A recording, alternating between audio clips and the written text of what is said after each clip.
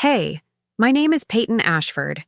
I'm 26 years old. I live in Tacoma, Washington, and what happened to me still stings like a fresh bruise I can't cover up. And maybe I shouldn't want to talk about it. Maybe I should just let it go, like everyone told me.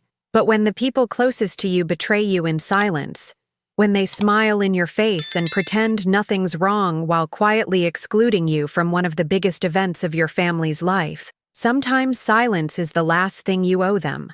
This is the story of how I got left off the guest list of my own sister's wedding, and how I decided to give her a wedding gift so unforgettable that even she would regret pretending I didn't exist. Growing up, my sister Riley and I were practically inseparable. She was 2 years older than me and always had that magnetic energy, the kind that drew people in. I was quieter, more analytical. We were opposites, but it worked. I was the one helping her out of trouble, covering for her, listening to her cry after every breakup. And when our parents divorced when I was 10, it was Riley who pulled me into her bed at night and promised everything would be okay. Let me know where you're watching from in the comments. And don't forget to like and subscribe to see how I transformed being cut out of my sister's wedding into the most powerful chapter of my life. We weren't rich, not by any stretch, but we got by. Mom worked at the local community center and Dad moved out to Spokane where we'd visit twice a year, if we were lucky. Riley and I grew up fast. We shared clothes, secrets, dreams. We fought like sisters do, sometimes ugly, but we always came back together. But something changed after college. Riley moved to Seattle and got this job in corporate marketing that seemed to swallow her whole. The late-night calls stopped. The weekend visits became excuses. And eventually, it felt like I had to schedule an appointment just to talk to her. I, on the other hand, stayed local. I was finishing my nursing degree at the University of Washington, Tacoma, juggling classes and a part-time job at a cafe. Life was hectic, but I was happy, grounded. And even though Riley and I had grown distant, I still thought, I believed, that we were sisters above all else. So when I found out she was getting married from a Facebook post, it felt like being slapped with cold water. It was one of those stupid Instagram-worthy shots. Riley on a mountaintop in a white lace dress, her fiancé Daniel beaming like a toothpaste commercial, and the caption, "The most magical day of my life. Thank you to everyone who shared it with us." Everyone, except me. I blinked at the screen for a good 2 minutes, my hands trembling. Surely this was a pre-wedding photo shoot, right? Or maybe a post-engagement celebration I wasn't told about. But no, when I clicked on her profile, the photos flooded in. The ceremony, the reception, the toasts, the dancing. Our mother was in half the pictures, laughing, raising glasses, hugging Daniel. Our cousins were tagged. Even our old babysitter was there. But not me. I wasn't just overlooked. I was erased. I called her. No answer. I texted her. Nothing. I tried Mom next, but she said, and I quote, "Riley didn't want any drama, Peyton. It was a small ceremony, and she was afraid you'd make it about yourself." Make it about myself? I hadn't even known it was happening. And now I was being blamed for not being invisible enough? I didn't cry. Not right away. I think I was too stunned. I went to work that day like a zombie, smiling at customers with an ache in my chest I couldn't name. It wasn't just pain, it was betrayal wrapped in shame.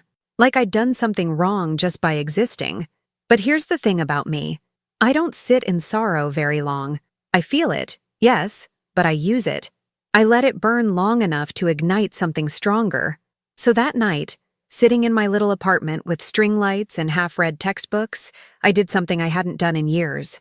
I plotted. Not something cruel, not anything illegal, just poetic. See, Riley always loved high-end things. Her registry had been public, even though I wasn't invited. Baccarat crystal, Hermes Sheena, a coffee machine that cost more than my rent. She once told me, "I'd rather have one exquisite thing than 20 average ones." That stuck with me. So I picked the most expensive item on the list. A rare designer porcelain vase from Italy. It cost $15,000. A statement piece. A conversation starter. I'm not rich, obviously. I don't have that kind of money lying around. But I did have a trust fund. Not a big one. Just a leftover college fund Dad set up that I'd never touched because of scholarships. It was mine, and I had the freedom to use it however I wanted. So I did. I ordered the vase, had it delivered gift-wrapped with a handwritten note that said, "Congratulations on your unforgettable day. Here's something equally unforgettable. Your sister Peyton." And right before the delivery, I filed a return claim. That's the thing most people don't realize. Some luxury sites allow delayed returns, even for gifted items. All I had to do was wait until I got the delivery confirmation, then call back, cite the policy, and request a pickup. Riley would get a taste of the glamour she so desperately wanted, and then she'd watch it disappear. Just like she made me disappear. Petty? Maybe. But revenge doesn't always have to scream. Sometimes it whispers. And in that moment, I wasn't broken. I wasn't begging. I was reclaiming something. Of course, what followed was a firestorm I didn't expect. But I'll get to that. Because this story isn't just about a wedding. It's about what happens when someone you love cuts you out like you were never part of the story to begin with, and how far you'll go to write yourself back in. Not for them, but for you. This is about family, about betrayal, and about the exact moment I stopped being the forgotten sister and became the one they'd never forget. After the vase had been delivered, I waited. Not like someone waiting for forgiveness or a thank you, just waiting. It wasn't about the vase, not really. It was about disrupting the illusion Riley had built. She crafted this picture-perfect wedding without a speck of dust, without a single thread out of place. I wanted her to feel that crack, just once, to see something shatter that she couldn't control. I thought that would be enough, but I underestimated just how tightly she clung to her world of appearances. And I never expected what came next. 3 days after the delivery, I got a call. Unknown number. I almost didn't answer. But something in me, some spark of curiosity, or maybe just hunger for closure, picked up. It was Daniel, her husband. His voice was tight, formal, too calm to be real. "Peyton," he said, "I'm calling because we received your gift." I could almost hear the tension in his jaw. It was generous. Unexpected. I said nothing. I let the silence stretch. But today a courier came by and took it back. Apparently it was a return request made in your name. I could tell he wasn't asking for confirmation. He knew. But still, I stayed quiet. "Riley's upset," he finally said. "She doesn't understand what's happening." I swallowed hard, forcing my voice to stay even. Neither did I when she got married without telling me. Daniel hesitated. "Look, I know things between you two haven't been perfect lately, but this felt intentional." "Because it was," I said calmly. "You don't exclude your own sister from your wedding by accident." That was the last thing I said before hanging up. I thought maybe that would be the end of it. That they'd just stew in the discomfort, try to forget it happened, or bury it under their champagne-soaked life. But a week later, I got another call. This time from Mom. And this time, it wasn't calm. She was furious. "What the hell were you thinking, Peyton?" she barked. "Do you have any idea how embarrassing that was? For all of us?" I was standing in the break room at work, coffee halfway to my lips, coworkers bustling behind me. I stepped outside, cold air biting my skin. "Mom, Riley didn't invite me to her wedding. I didn't even know she was engaged." "She didn't want drama," Mom snapped. "And she knew you'd pull something just like this." I laughed, a bitter, quiet sound. "So you're saying she excluded me because she knew I'd be upset about being excluded?" "Don't twist it, Peyton. You know how emotional you can get. You always make everything personal." And there it was. That old, familiar script. Peyton the dramatic one. Peyton the sensitive one. Peyton the jealous little sister who couldn't let things go. I was so tired of playing that role. So tired of pretending like the hurt didn't matter. "I didn't ruin her wedding," I told Mom. "She did that the moment she decided I wasn't worth being there." I hung up before she could respond. I knew what she'd say anyway. The silence that followed was louder than anything else. No one called after that. No texts. No emails.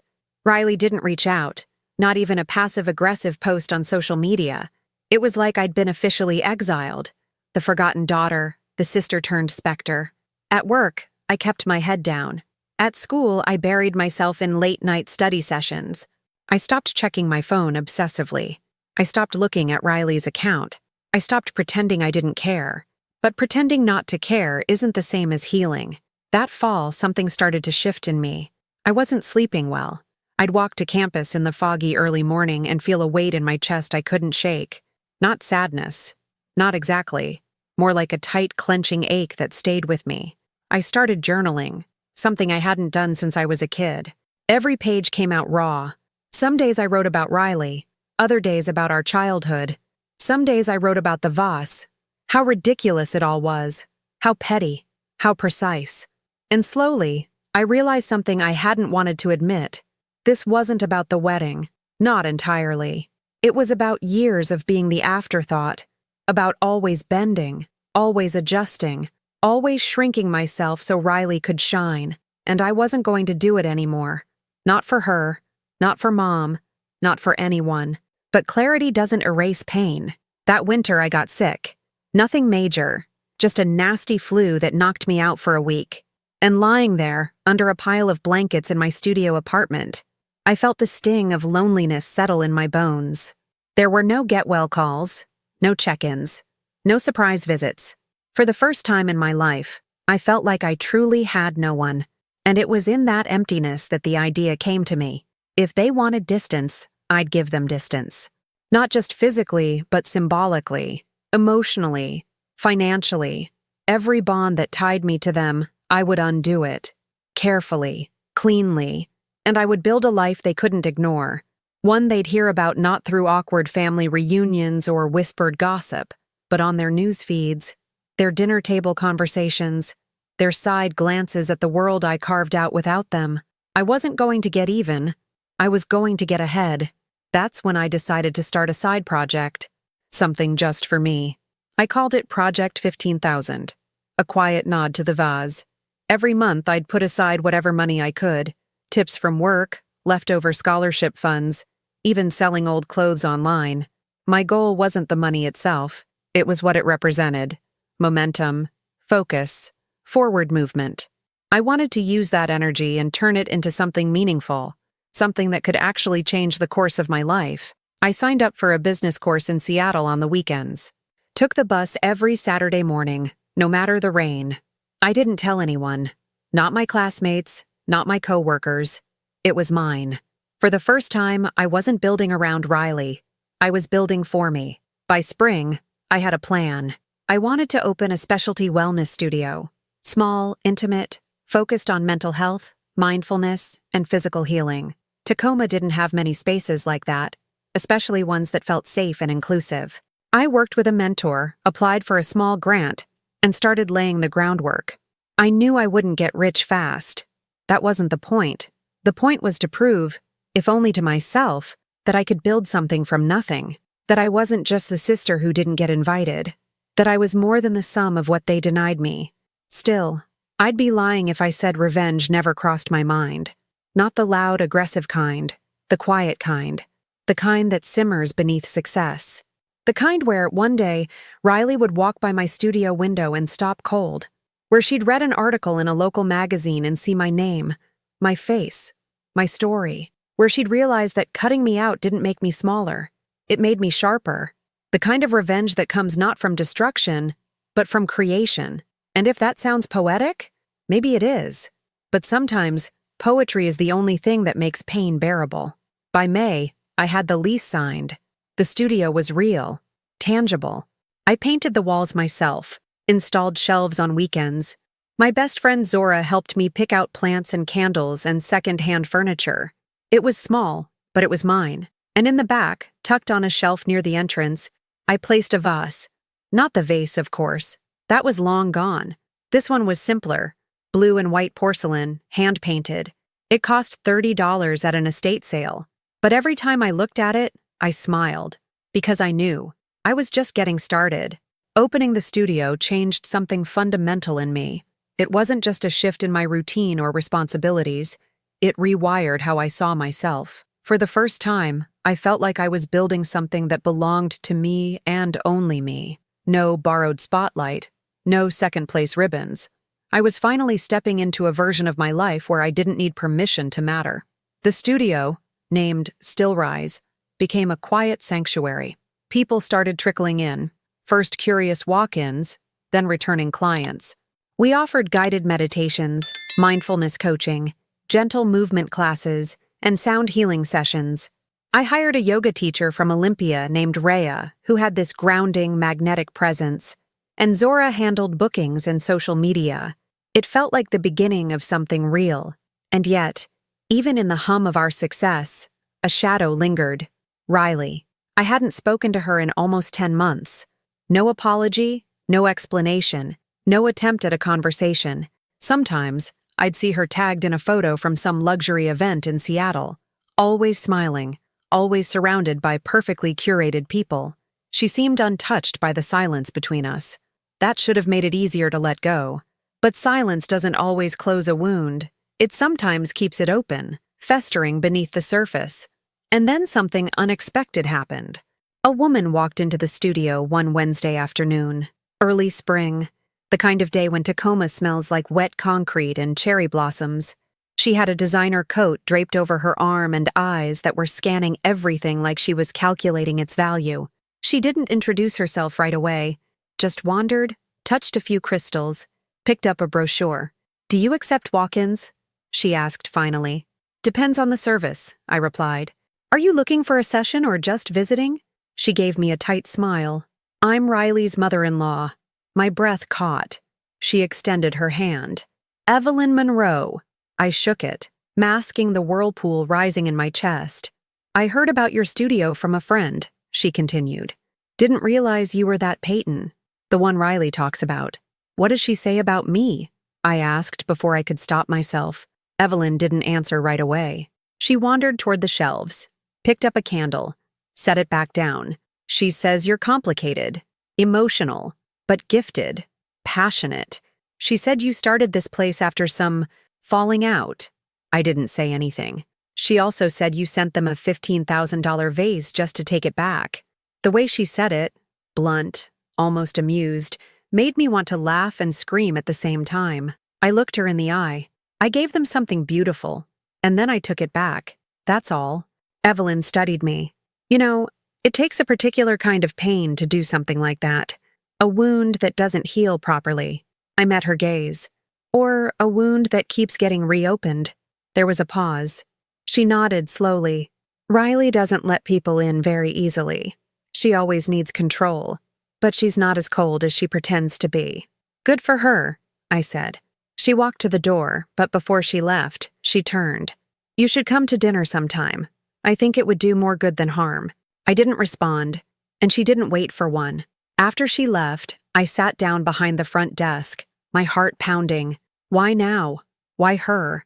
Why had Evelyn Monroe, of all people, come into my studio? Was it a test? A peace offering? A trap? For days I stewed on it. I didn't tell Zora. I didn't tell anyone. I just kept running through the possibilities in my mind, trying to decide if I should go. Not because I wanted to mend anything, but because curiosity has a funny way of sounding a lot like closure. The invitation came officially a week later. A handwritten card, cream-colored and elegant, slipped under the door before opening hours. Inside, in neat cursive, it read, "Dinner at our place this Saturday, 6 p.m. No expectations, just food. Evelyn." I almost tore it up. I almost called and declined. But something about it, something quiet in my gut, told me to go. Not for Riley. Not even for Evelyn. For me. That Saturday, I stood outside their home, an elegant modern house in the North End with wide windows and tastefully overgrown ivy, and wondered if I was making the biggest mistake of my life. Daniel answered the door. He looked surprised but didn't let it show. "Peyton, glad you came." He stepped aside, letting me in. The house smelled like rosemary chicken and expensive candles. Riley was in the kitchen. She looked over her shoulder and froze for just a second before giving me that old, familiar half-smile, the one that used to mean everything when we were kids. "Hey," she said. "Hey." That was it. That was our greeting after almost a year of silence. Dinner was surreal. Small talk floated around the table like a script no one believed. Evelyn tried to keep things light, asking about the studio, about classes, about Tacoma. Riley nodded politely, Daniel refilled wine glasses, and I tried not to fall into old patterns. But the real conversation didn't happen until after dessert. Evelyn and Daniel stepped outside to take a call, leaving Riley and me in the kitchen, alone. The silence was thick. "You've changed," she said finally, not unkindly. "So have you." She looked down, tracing the rim of her glass. "I didn't think you'd actually come tonight."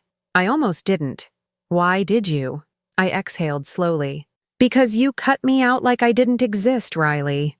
And I needed to see if you even remembered who I was." Her shoulders dropped. "It wasn't supposed to be that way." "Then why was it?" She bit her lip. "Because I thought you'd ruin it." I laughed, sharp and disbelieving. "I would have ruined it? Riley, I didn't even know it was happening."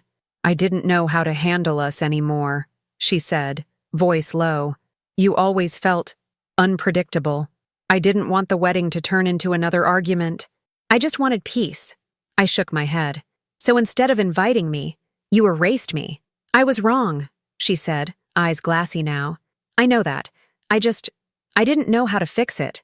And then the vase thing happened, and it felt like war." "It wasn't war," I said. "It was a message." She looked at me for a long moment. I got it. Neither of us said anything for a while. And maybe that was enough. Maybe not. But as I left that night, walking back to my car under a sky full of spring stars, something inside me shifted again. Not closure, not peace, but a turning point. I wasn't walking away angry. I wasn't walking away shattered.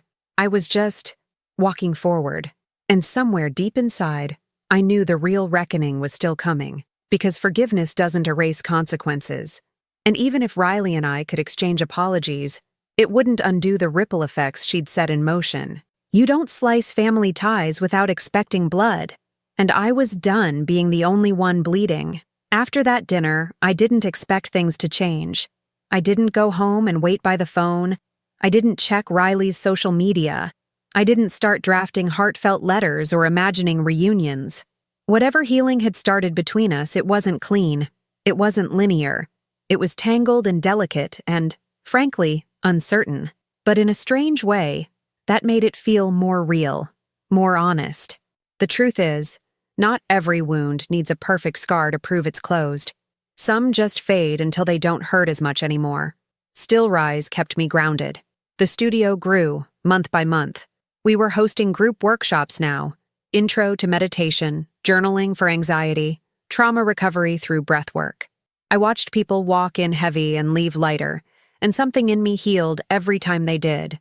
There was something holy in giving people the space to feel safe, something sacred in helping them reclaim their peace.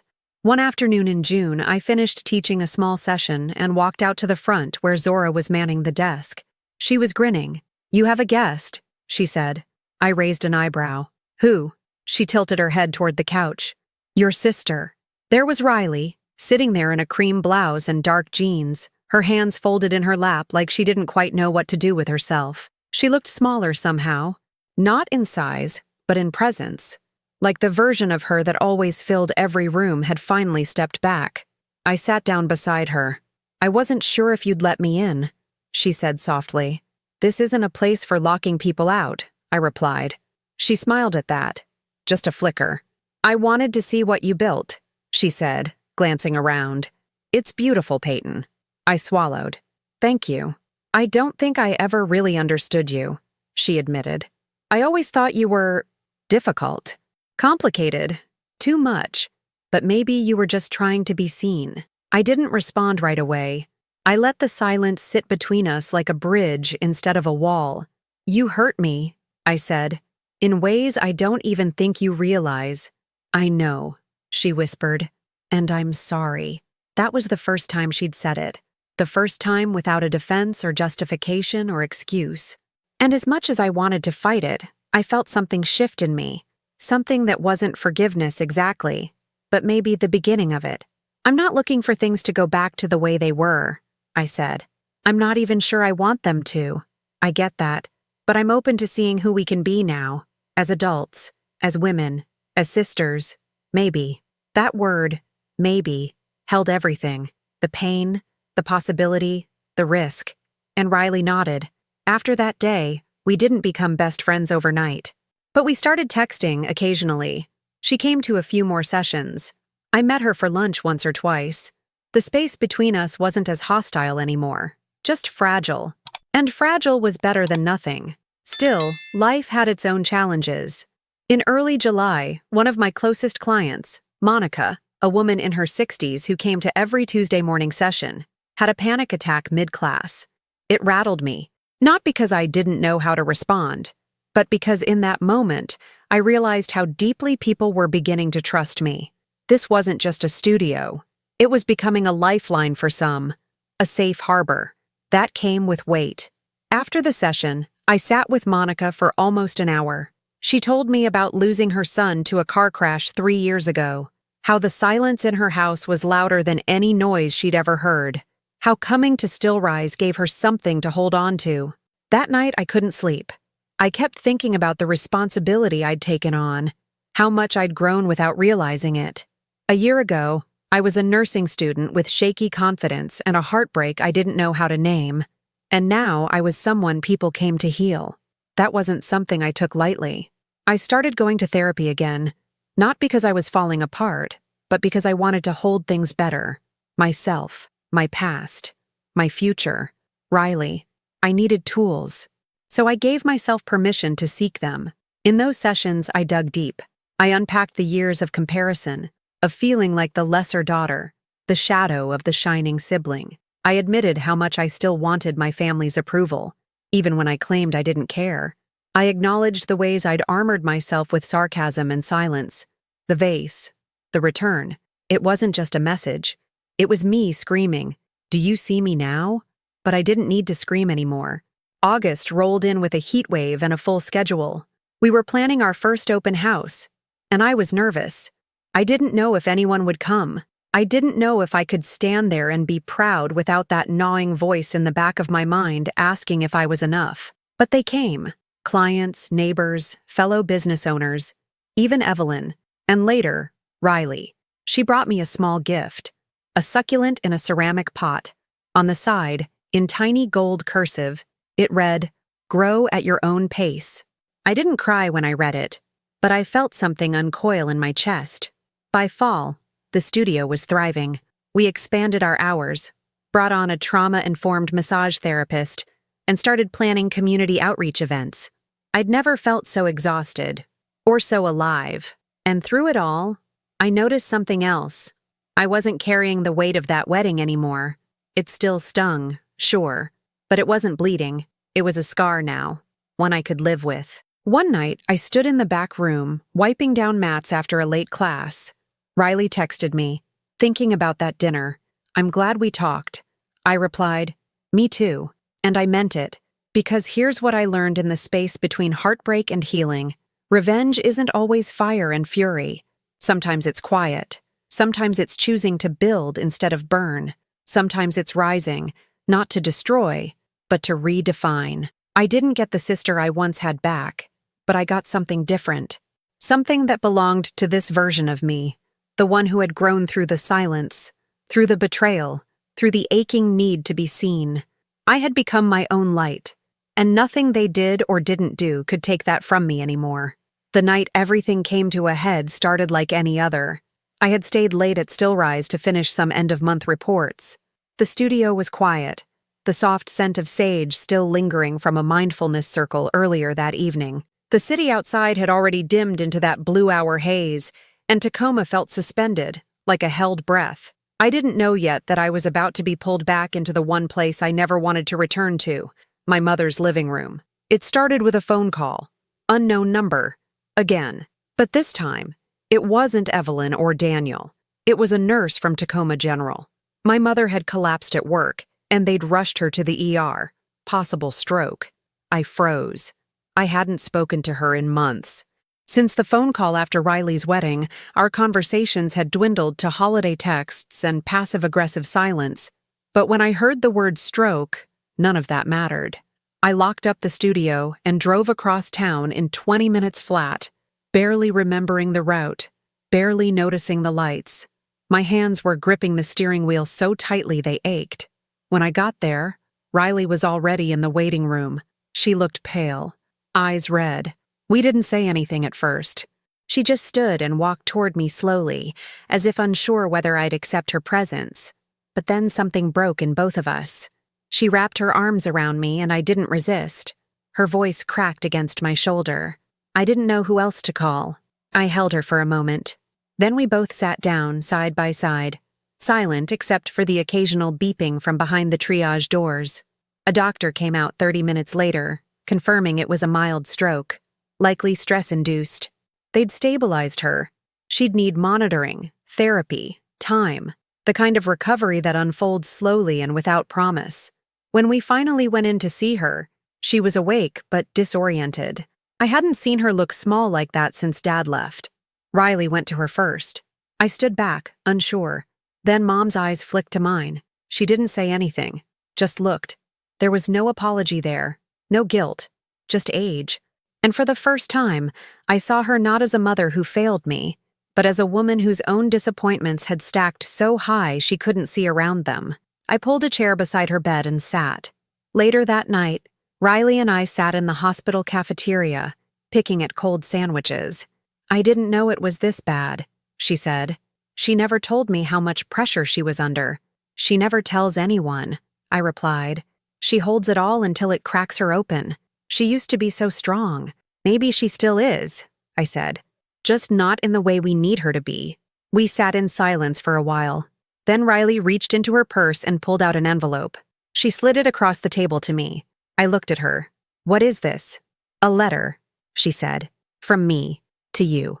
I hesitated. "Why a letter?" "Because when I talk, I edit myself. I get defensive. I try to explain instead of apologize. And I don't want to do that this time." I stared at the envelope. White. Unsealed. I didn't open it. Not yet. But something in me knew I eventually would. Riley sighed and leaned back. "You know, when we were kids, I always thought you were the strong one. You never let things slide. You questioned everything. You made me feel braver just being near you. That's not how it felt from my side." "I know. I made sure you never saw that part. I didn't want you to know I looked up to you." "Why?" "Because I thought if you knew, you'd stop chasing me. And I liked being chased." That broke something open in me. I opened the letter 2 nights later, alone, in my apartment. I read it once, then twice. It was messy, emotional, raw. She talked about jealousy, pressure, fear of losing her identity, about always being the one who had to look put together, about resenting how freely I cried, how easily I connected with people. She apologized for the wedding, for the silence, for not defending me when Mom called me dramatic. She wrote, "You deserved more than absence. You deserved a seat at the table." I folded the letter and put it in the top drawer of my desk. I didn't respond, not in words, but I showed up. Over the next few weeks, we both did, for Mom's appointments, for her physical therapy, for each other. It wasn't smooth. We argued sometimes. We disagreed about medications, about schedules, about who should be in charge of what. But something had shifted. There was more listening, more space, less defensiveness. One day, Riley came with me to the studio. She watched me teach a grounding class, and afterward, she sat beside me on the front steps and said, "You were right, you know, about all of it. I just didn't want you to be." "I didn't need to be right," I said. "I just needed you not to disappear." She nodded. "I'm here now. I'm not looking for perfection," I added. "Just consistency. I can try." And she did. She started volunteering once a week, helping with admin, bringing snacks for the team. Still Rise wasn't hers, but she honored that. She never tried to own it, just support it. It was in those small moments, shared car rides, whispered sarcasm, old inside jokes resurfacing, that I realized something monumental. I wasn't healing to get her back. I was healing because I had let go of the version of her I once needed.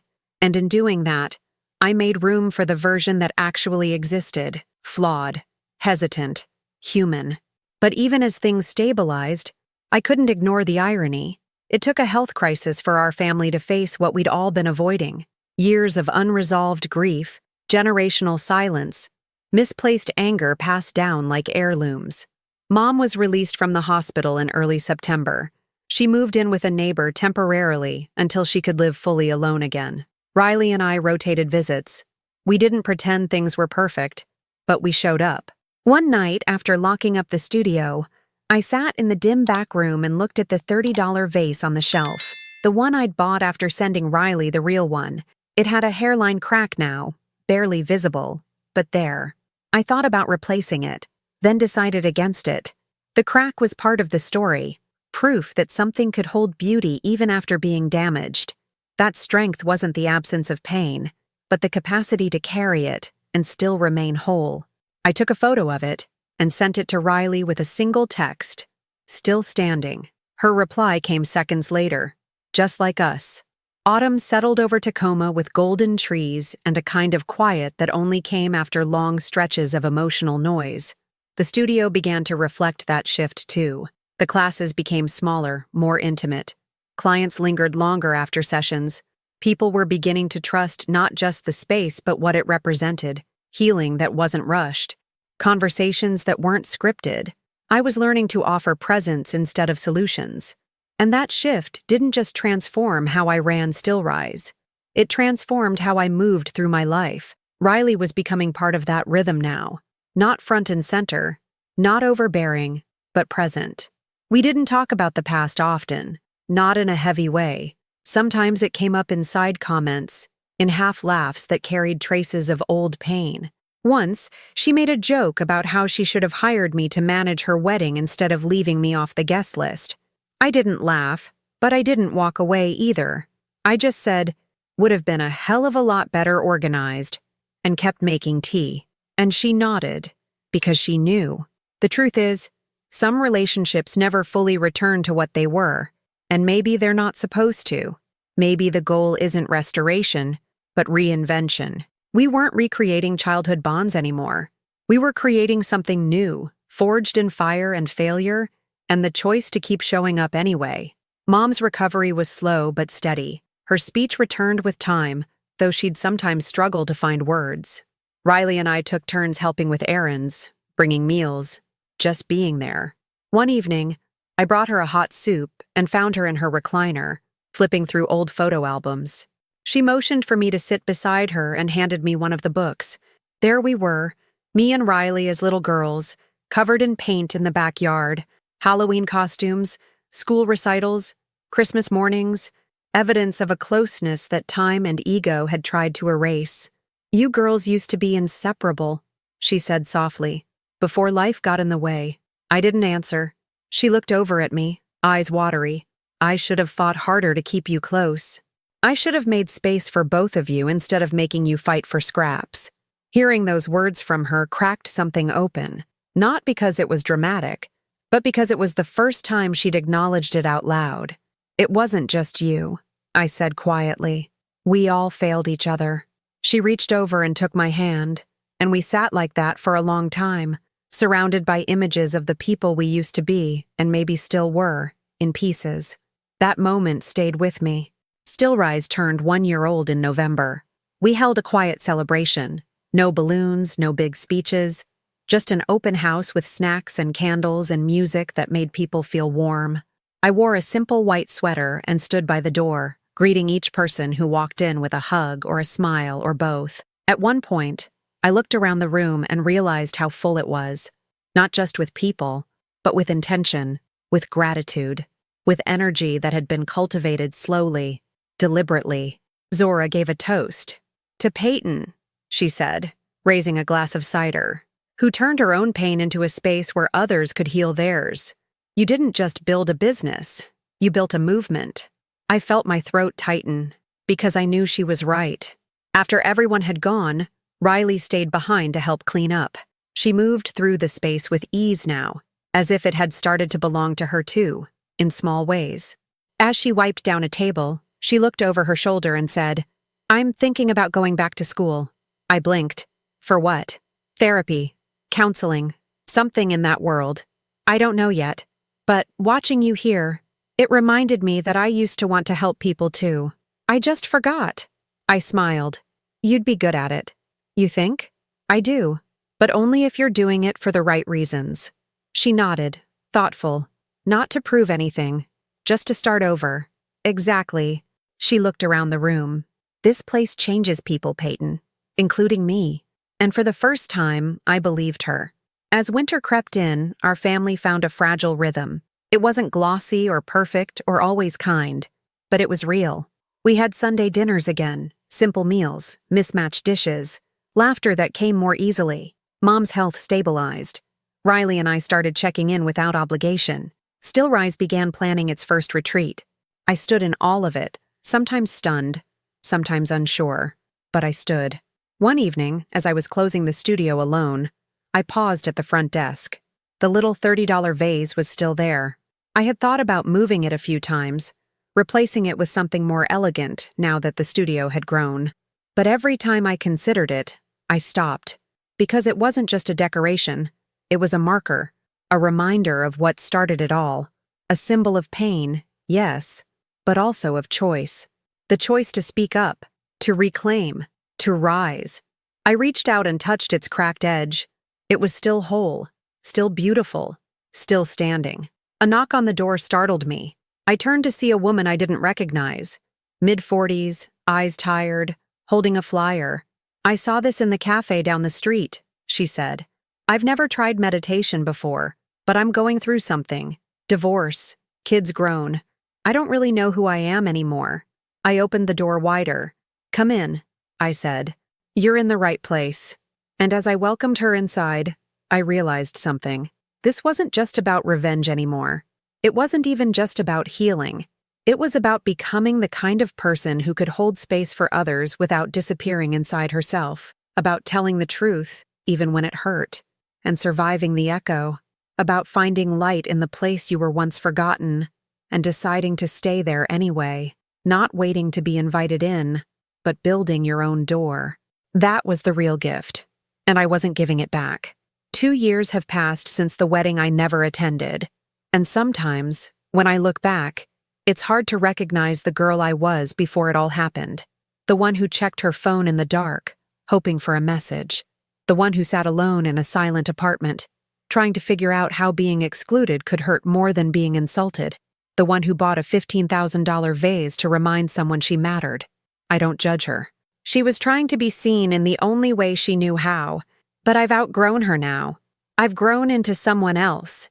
Someone who no longer begs for space in other people's lives. Someone who creates her own. Stillrise is thriving. We moved to a larger space in downtown Tacoma. High ceilings, natural light, an open floor plan with room for quiet corners and group sessions alike. Our calendar fills up faster than we can manage. We've brought on new instructors. We host community nights and workshops that are always full. There's a wait list now. People email from out of state asking if we live stream. Some days it overwhelms me. Most days it humbles me. Because this place, this energy, came from a moment when I felt invisible. And now, people come here to feel exactly the opposite.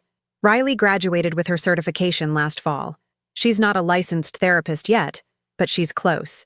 She interned with a trauma-informed counseling center in Seattle, and this year she's been shadowing at Stillrise twice a week. We joke about how ironic it is that we both ended up in healing professions. But beneath the joke, there's respect. We've stopped pretending we don't need each other. We're sisters now, in a way we never truly were before. Not because we're perfect, but because we've seen each other break, and stayed anyway. Our relationship is quiet now, not dramatic. Not defined by holidays or obligations. We text about grocery lists, about new restaurants, about the stupid things we did in high school. She brings her dog over sometimes, and we sit on the floor with mugs of tea while it snores between us. We don't talk much about the wedding, or the vase, or the months of silence that once lived between us like a wall of glass. But we don't avoid it either. It just lives in the past, where it belongs. A chapter neither of us skips, but no longer needs to reread. Mom is doing well. She's walking farther every day, her speech nearly back to normal. She started attending classes at Stillrise, too. At first, she resisted, said it wasn't her thing. But then she came to a group breathwork circle and cried the entire time. She didn't apologize for it. No one asked her to.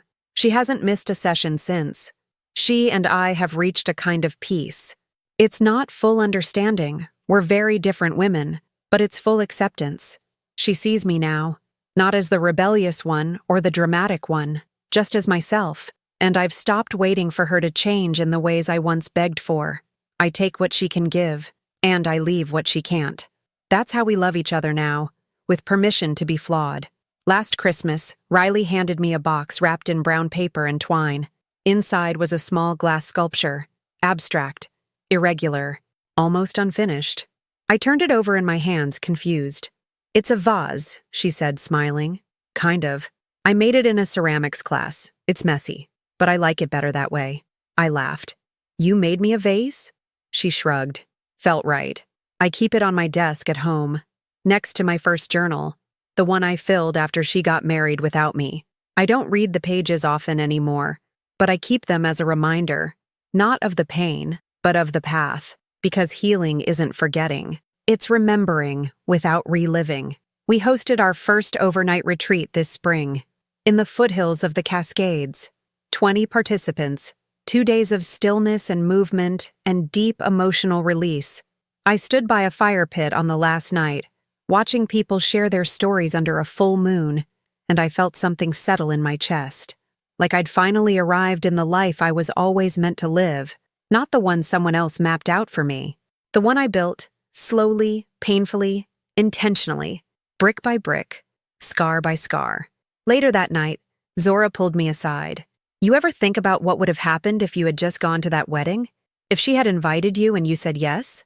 I smiled. "Sometimes. But then I remember, none of this would have happened." "You regret it?" I shook my head. "No, I'm grateful. Not because it was easy, but because it pushed me to become someone I actually like." She nodded. "You're scary, you know. In a good way." I laughed. "I'll take that. People think revenge is loud, that it's screaming matches and dramatic scenes and slamming doors. But real revenge, true, lasting, undeniable, is quiet. It's rising after they assumed you'd stay down. It's succeeding in full view of the ones who tried to erase you. It's building something beautiful from the wreckage they left behind, and doing it without needing their applause. It's not about hurting them. It's about no longer hurting for them. Sometimes I wonder if Riley ever thinks about the wedding and feels guilty. I don't ask. It's not my job to measure her remorse. It's only my job to tend to the garden I planted in its aftermath. And that garden is growing, wild, bright, resilient. Still Rise has a motto now. We put it on our new brochures and in the front window. A phrase that came to me one morning while I was journaling. "You are not too much. They were just not enough." Every time someone walks through the door, I hope they feel that. I hope they know they don't need to shrink, that they don't need to wait to be chosen, that they can choose themselves, that they can speak, even if their voice shakes, that they can stand, even if they've been knocked down so many times they forgot what standing feels like. This story started with a gift that was never meant to stay, a statement of pain disguised as generosity. But the real gift, the one that lasted, was never delivered in a box. It was delivered through time, through choice, through every breath I took when I wanted to scream, through every step I made when I wanted to sit in silence, through the version of myself I chose to become when everything in me wanted to disappear. So if you're reading this, and you've been left out, or overlooked, or dismissed, know this: you are still worthy of a seat at the table, even if you have to build the table yourself. Especially if you have to build the table yourself, because sometimes the most powerful thing you can do isn't to get even, it's to get real. And I did. And I'm not giving that back. Not now. Not ever. Have you ever been excluded by someone you loved and had to find a way to reclaim your self-worth on your own terms? Share your experience in the comments. If this story touched you, don't forget to like and subscribe for more powerful journeys of healing and self-discovery. Share this with someone who might need to hear that being left out doesn't mean you're less valuable. Sometimes the most powerful form of revenge is becoming someone no one can ignore. Thank you for listening to my story. And remember, your voice matters, even when others try to silence it.